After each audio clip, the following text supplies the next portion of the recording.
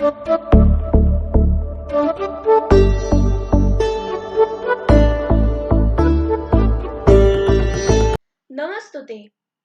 Aham Aryabhatta asmi. Sorry. Hello everybody. I'm Aryabhatta. I was born in Patliputra under the great king Chandragupta II or Vikramaditya on 21st March 476 CE. I have been a scholar of Nalanda University and now it's my honor to serve the pious job of being acharya or teacher in the same university. You might be thinking what I was writing. Well, it's an inscription from my book Aryabhatta, which is in Sanskrit and is divided into four parts, namely Geetikapad, Ganitpad, Golpad, and Kalakripad. It comprises of 121 shlokas and contains useful information about astronomy and mathematics. I have started from a very basic level to the complex concepts so that students can grasp the things from zero. And yes, zero. I think I'm pretty famous for inventing that.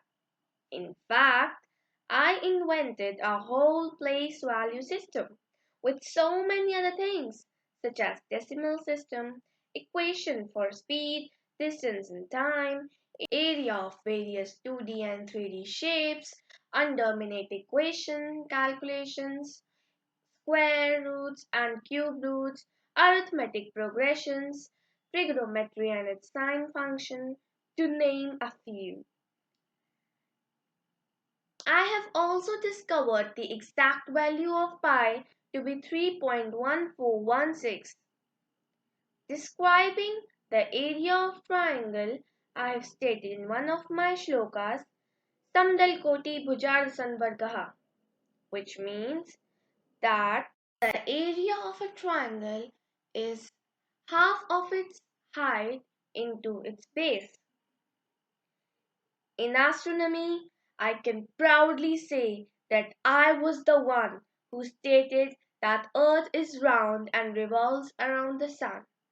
Other than that, I was behind the discovery of solar and lunar eclipses, apogee and perigee calculations, planets' diameter, obliquity, and length of orbits.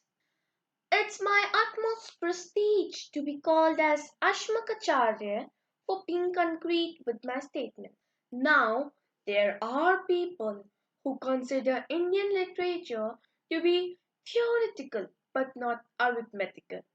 In contrast, the formulas in my book has been inscribed as shlokas.